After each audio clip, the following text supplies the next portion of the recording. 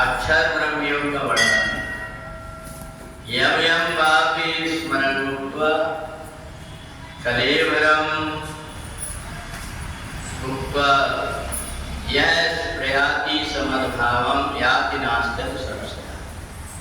यम यम पापी स्मरण भावम त्यजन्ते कलेवरम तम तमेवेति कौन्तेय सदा तद्भावः।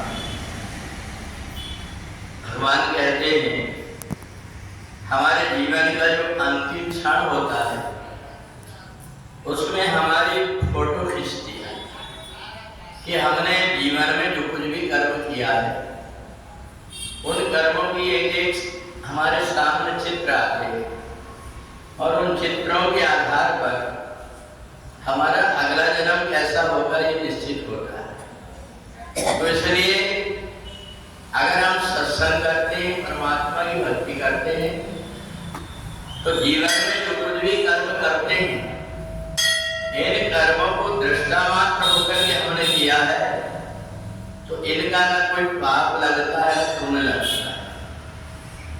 मगर कई बार ऐसा होता है कि व्यक्ति अलग अलग परिस्थितियों में अपने आप को बदल नहीं पाता।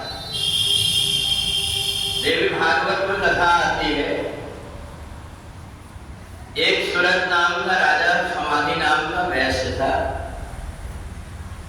इन दोनों की एक सी दशा, राजा को दूसरे राज्य वालों ने परास्त कर दिया, हाथी घोड़ा सेना छोड़कर जंगल में भागना पड़ा।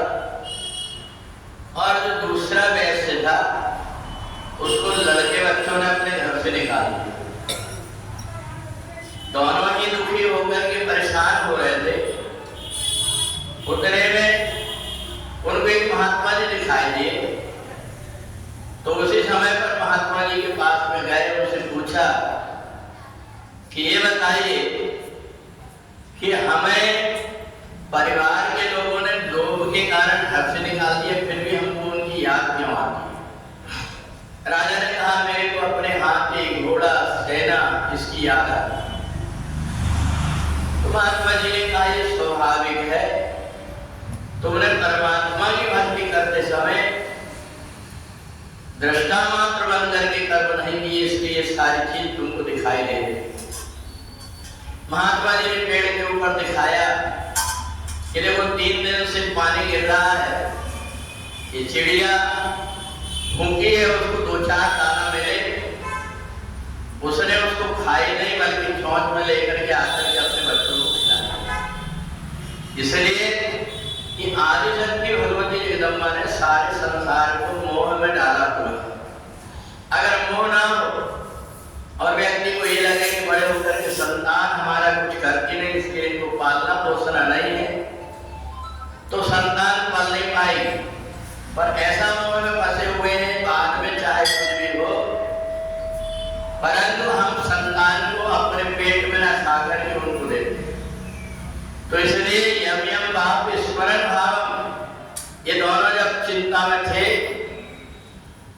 तो महात्मा जी ने कहा तुम एक काम करो, मिट्टी की एक मूर्ति बनाओ और मिट्टी की मूर्ति बना करके आदि शक्ति भगवती जगदम्बा की आराधना करो।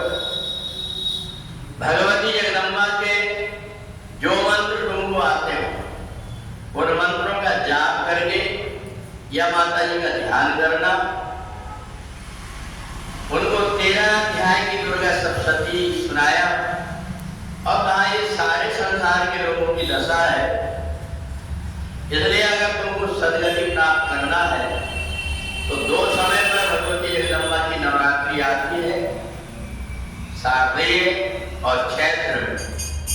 इस समय अगर 9 दिन कोई आदिशक्ति भगवती जगदम्बा की आराधना कर लेता है तो मोह माया छूट जाता है। राजा ने और समाधि नाम के वैश्य ने वैसा ही किया और आदिशक्ति भगवती जगदम्बा ने उनका उद्धार कर दिया। तो इसलिए 8वें अध्याय में भगवान कहते हैं यम यम पाप स्मरण भावम, हम जीवन में जिस प्रकार की धारणा बनाते हैं वैसा ही हमको होता है। इसलिए हमारा मन अगर परमात्मा में जुड़ा रहता है तो हमें संसार में भटकना नहीं पड़ता। जब कभी कोई विपत्ति का समय आता है आदिशक्ति भगवती जगदम्बा कोई न कोई रूप से आकर के और हमारी मदद करके चली जाती है। इसलिए नवरात्रि में जो आदिशक्ति भगवती जगदम्बा की आराधना